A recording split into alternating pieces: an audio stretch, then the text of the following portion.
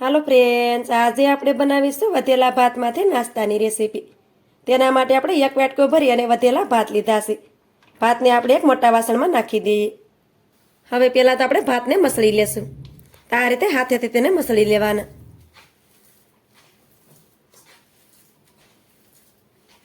ભાતને આપણે આ રીતે હાથેથી મસળી લીધા છે. હવે તેમાં આપણે અડધો વાટકો ભરી અને રવો નાખી દઈશું.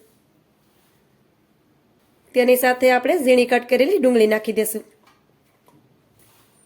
થોડુંક આપણે ખમણેલું આદું નાખી દઈશું. થોડાક આપણે લીલા ધાણા નાખી દઈશું.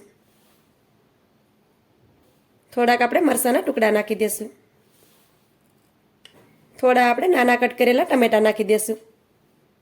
હવે તેમાં આપણે અડધી ચમચી ભરી અને આખું જીરું નાખી દઈશું. એક ચમચી ભરી આપણે તેમાં ધાણા જીરું પાવડર નાખી દઈશું. સ્વાદ પ્રમાણે આપણે મીઠું નાખી દઈશું. તેની સાથે આપણે લીંબુનો રસ નાખી દઈશું. તમારી પાસે દહીં હોય તો તમે દહીં પણ લઈ શકો. હવે આપણે બધી વસ્તુને સારી રીતે મિક્સ કરી દઈએ.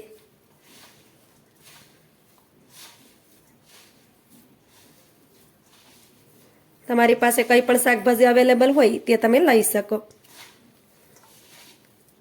આ નાસ્તો છે તે ખાવામાં હેલ્ધી હોય છે. અને આપણા ગુજરાતીને ઘરે તો ગમે ત્યારે ભાત બનતા જ હોય છે. અને થોડા ઘણા ભાત તો બસી જતા હોય છે. તો તમે પણ આ નાસ્તો એકવાર ચોક્કસથી ટ્રાય કરજો. ખાવામાં ખૂબ જ ટેસ્ટી લાગે છે. બધી વસ્તુને આપણે સારી રીતે મિક્સ કરી દીધી છે. હવે તેમાં આપણે 2 ચમચી જેટલું પાણી નાખશું અને સારી રીતે મિક્સ કરી દઈશું.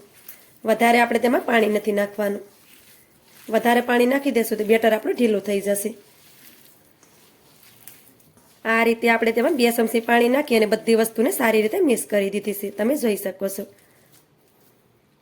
હવે તેની ઉપર આપણે ઢાંકણ ઢાંકી દઈશું. બેટરને આપણે 10 મિનિટ સુધી રેસ્ટ પર રાખી દઈશું, જેથી કરી આપણો રવો છે તે સારી રીતે ફૂલી જાય. બેટરને આપણે રેસ્ટ પર રાખ્યું તેની પણ 10 મિનિટ થઈ ગઈ છે. 10 મિનિટ પછી તમે જોઈ શકો છો કે રવો પણ આપણો સારી રીતે ફૂલી ગયો છે. હવે આપણે નાસ્તાને સ્ટીમ કરવા માટે આ રીતે જાળી લીધી છે. તેમાં આપણે થોડુંક તેલ નાખી દઈશું. જાળીને આપણે હાથેથી સારી રીતે ગ્રીસ કરી દઈશું.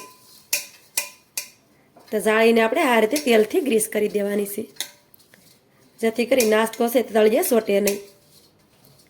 જાળીને આપણે તેલથી આ રીતે ગ્રીસ કરી દીધી છે. હવે તેને સાઈડ પર રાખી દઈએ.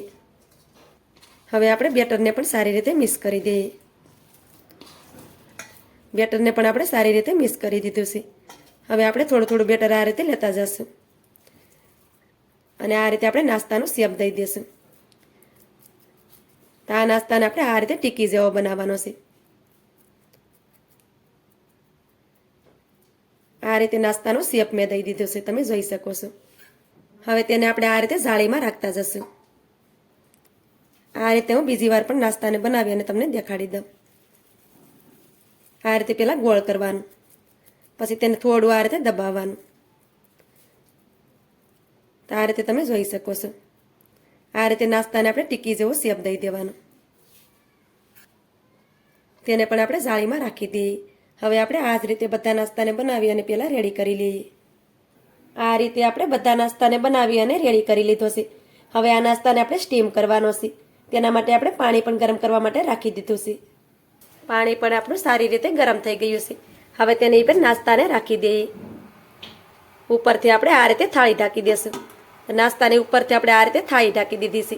હવે નાસ્તાને આપણે 7 મિનિટ માટે સ્ટીમ કરી લેશું.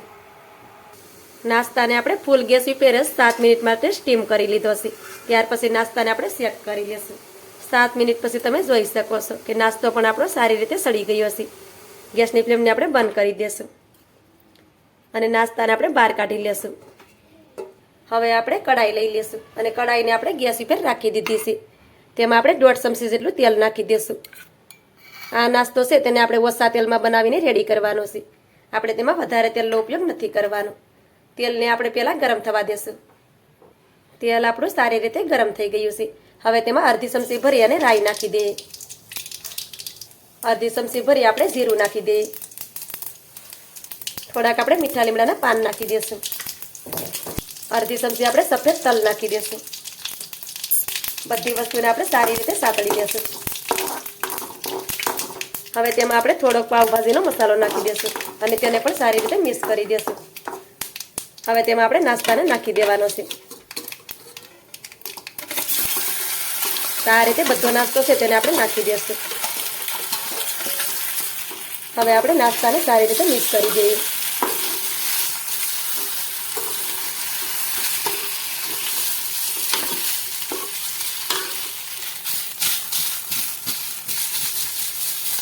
આ રીતે આપણે નાસ્તાને મિક્સ કરી દેવાનો, જેથી કરી બધા નાસ્તામાં સારી રીતે વઘાર છે તે બેસી જાય.